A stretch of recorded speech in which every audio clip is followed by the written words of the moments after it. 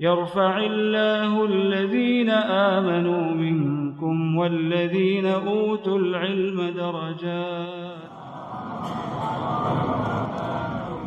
Alhamdulillahi Rabbil Alamin, wassalatu wassalamu ala asyrafil anbiya'i wal mursalin wa ala alihi wa sahbihi ajma'in, amma ba'd. Ikhwani wa akhawati yang dimuliakan dan dirahmati oleh Allah Subhanahu wa ta'ala, syukur alhamdulillah malam ini Allah Subhanahu wa ta'ala memberikan kepada kita nikmat iman dan Islam, sehingga begitu mudah kita gerakkan hati kita untuk melangkahkan kaki kita ke rumah Allah Subhanahu wa ta'ala, yang tak lain dan tak bukan tujuan kita adalah untuk menunaikan salah satu kewajiban yang Allah wajibkan dan Rasulullah SAW wajibkan kepada kita, yaitu menuntut ilmu syar'i. Talabul ilmi faridatun ala kulli muslimin, bahwa menuntut ilmu syar'i itu adalah wajib hukumnya untuk ditunaikan. Kemudian salawat dan salam kepada baginda Rasulullah sallallahu alaihi wasallam dan juga kepada keluarga-keluarganya, kepada para sahabat-sahabatnya, kepada para tabi'in, tabi'in, ulama kita salaf maupun khalaf, yang semua itulah merekalah yang memperjuangkan agama ini sehingga sampai kepada kita sekalian dengan agama yang penuh dengan kemuliaan yang diridhai oleh Allah Subhanahu wa ta'ala. Pada malam hari ini saya belum masuk pada tema, yaitu membahas tafsir daripada surat Al-Anfal. Namun ada tema yang tak kalah pentingnya yang akan kita bawakan pada malam hari ini, sebagaimana tadi telah disampaikan, yaitu pentingnya atau peranan hati di dalam beramal ibadah. Peranan hati dalam beramal ibadah.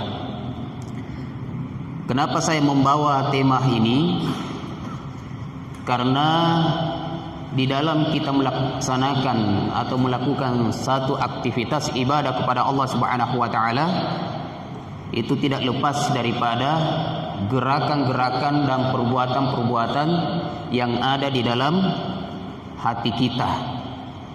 Kalau hati ini baik melaksanakan ibadah tersebut, maka seluruh ibadah yang kita kerjakan itu akan baik.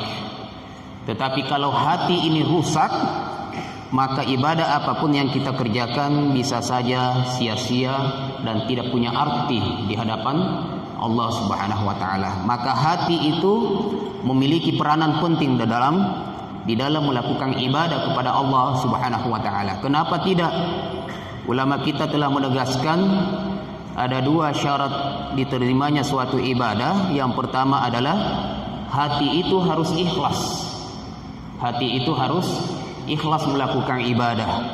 Yang kedua adalah amalan yang dilakukan oleh anggota tubuh harus sesuai dengan sunnah Rasulullah sallallahu alaihi wasallam. Jadi pada intinya adalah ibadah itu harus digerakkan dari dua hal dari anggota tubuh kita. Yang pertama adalah digerakkan oleh hati, yang kedua adalah anggota tubuh. Dan hati ini harus ikhlas kepada Allah. Kalau tidak ikhlas, sia-sia. Antum sholat, puasa, zakat, tetapi semuanya adalah hanya riya wa sum'ah, hanya ingin didengar dan ingin dilihat, maka itu sia-sia. Antum tidak mendapat pahala. Maka peranan hati ini sangat penting. Maka memang benar syarat diterimanya suatu amalan ibadah itu adalah harus ikhlas kepada Allah Subhanahu wa ta'ala. Dan ikhlas ini tempatnya di mana? Di hati. Dia adalah amalan hati. Kemudian amalan yang kedua adalah syarat diterimanya suatu ibadah sesuai dengan tuntunan Nabi. untuk menyesuaikan dengan tuntunan yang diajarkan oleh Nabi Shallallahu Alaihi Wasallam itu adalah gerakan anggota tubuh kita, gerakan anggota tubuh kita. Maka pada hakikatnya amalan ibadah itu digerakkan dari dua unsur. Yang pertama adalah hati, yang kedua adalah anggota tubuh. Hati harus ikhlas lillahi ta'ala. Anggota tubuh tersebut melakukan ibadah itu sesuai yang pernah digerakkan oleh Allah, oleh Nabi SAW, yang pernah digerakkan atau dilakukan oleh Nabi SAW. Contoh tata cara ibadah solat. Antum solat 4 rakaat, solat isya. Siapa yang pernah menggerakkan solat itu dari takbir sampai salam seperti itu gerakannya? Nabi SAW. Salat maghrib 3 rakaat, puasa Ramadan yaitu al-imsak min tulu'il fajr shadiq ila ghurubi syamsi,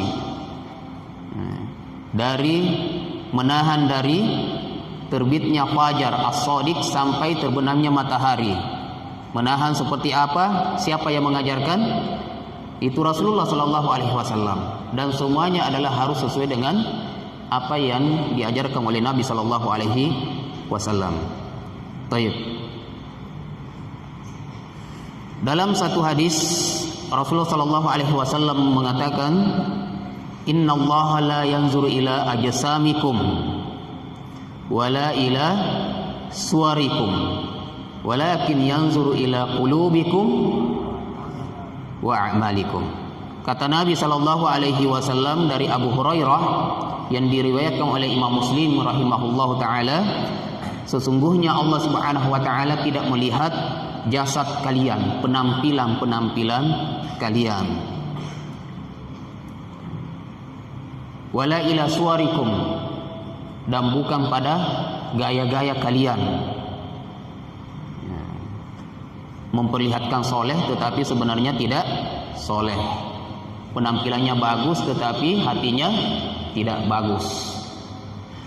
Karena yang dilihat oleh Allah Subhanahu wa taala walakin yanzuru ila qulubikum, dan Nabi sallallahu alaihi wasallam meletakkan jarinya ke dadanya. Akan tetapi yang Allah lihat itu adalah hati kalian.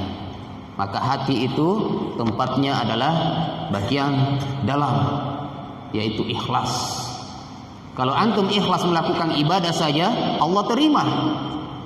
Tapi kalau antum melakukan apa saja ibadah itu tanpa dibarengi keikhlasan, hanya ingin dilihat oleh orang banyak, hanya ingin supaya dipuji oleh teman-temannya, maka antum tidak mendapatkan pahala sama sekali. Maka banyak orang yang melakukan amalan-amalan yang seharusnya amalan itu adalah amalan ibadah, amalan akhirat, namun dia tidak mendapatkan apa-apa di sisi Allah Subhanahu wa taala. Karena apa? Karena riya, karena ingin dilihat, sum'ah, ingin didengar, hanya ingin dipuji. Maka yang Allah lihat itu adalah bukan penampilan kita, tetapi sejauh mana hati kita ikhlas melakukan ibadah itu, wa a'malikum, dan sejauh mana kita beramal soleh melakukan ibadah tersebut kepada Allah Subhanahu wa taala. Dalam riwayat yang lain, innallaha la yanzuru ila malikum. Allah tidak melihat banyaknya harta kalian. Wala ila suwarikum, dan bukan pula pada penampilan kalian. Walakin yanzuru ila qulubikum wa a'malikum. Akan tetapi yang Allah lihat itu adalah hati kalian dan amalan ibadah yang kalian lakukan. Baik. Saya ingin menyampaikan beberapa hadis yang terkait dengan peranan hati, bahwa betapa pentingnya peranan hati tersebut di dalam melakukan amalan ibadah kepada Allah Subhanahu wa taala. Hadis yang lain, Rasulullah sallallahu alaihi wasallam bersabda, "Salasun uqsimu alaihinna." Ada 3 hal, 3 perkara yang saya bersumpah dengan 3 perkara tersebut.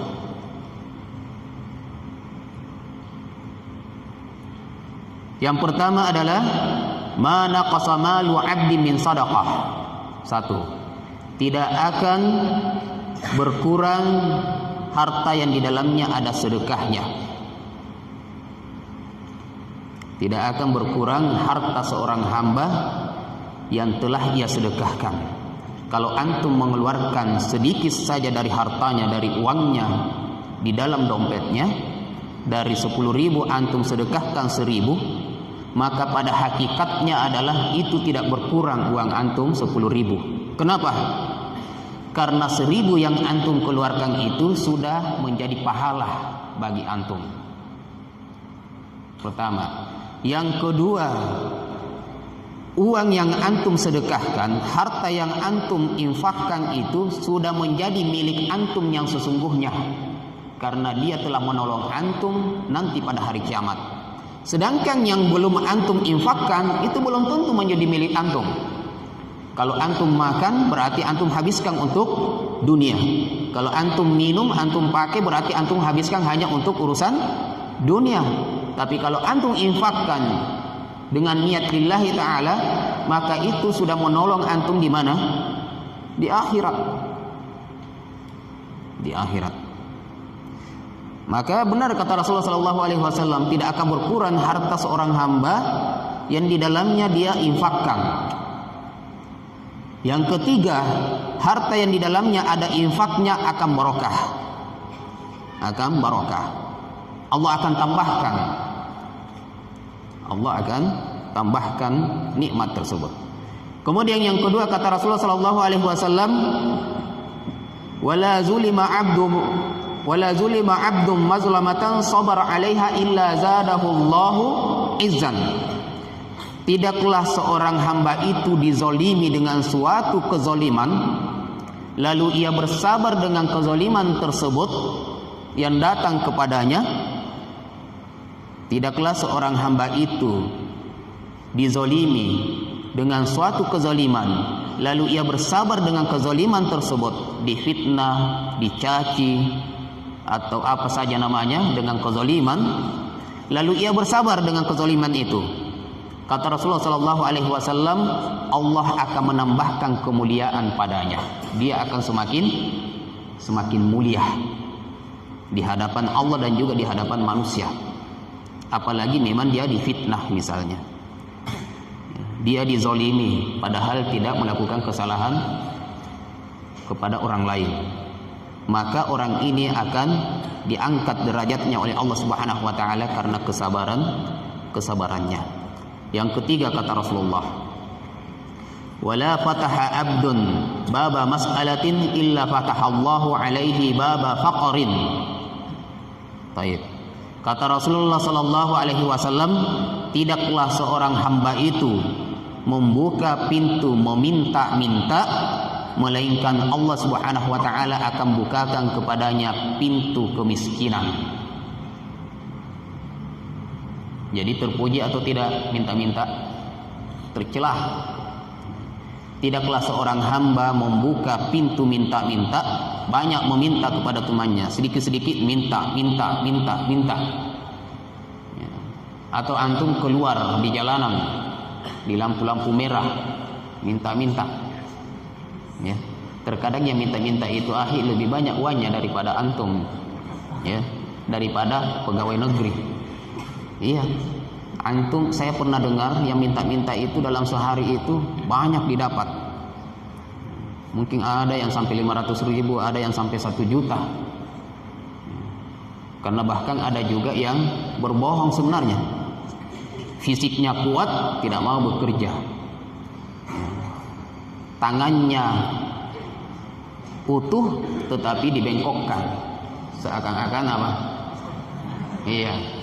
Ada juga yang kakinya dibengkokkan ke belakang. Pernah dengar yang seperti itu? Ya. Jadi tidak semuanya itu, nggak semuanya cacat. Makanya antum kalau ketemu periksa dulu. Baik. Jadi kalau ada yang sifatnya seperti ini, maka dia akan semakin fakir akhir. Nggak kaya-kaya dia. Kalaupun ada hartanya, dia tidak akan merasa cukup. Karena orang kaya yang sesungguhnya itu bukan karena banyaknya hartanya, tetapi orang kaya itu ketika hatinya tenang. Innal ghina ginan nafs. Sesungguhnya kekayaan sesungguhnya itu adalah ketenangan jiwa. Kalau antum tenang, bahagia, merasa cukup dengan harta yang sedikit yang antum miliki, antum yang paling kaya. Antum banyak hartanya tetapi merasa belum cukup dengan harta itu, dicari, mencari, bahkan mencari lebih daripada itu, masih iri dengan teman-temannya, kawan-kawannya yang lebih kaya lagi, berarti antum sebenarnya belum kaya. Karena kaya itu adalah ketika antum merasa cukup. Kalau antum belum cukup, berarti belum merasakan dirinya kaya. Karena kaya sebenarnya itu adalah artinya cukup, merasa cukup. Baik.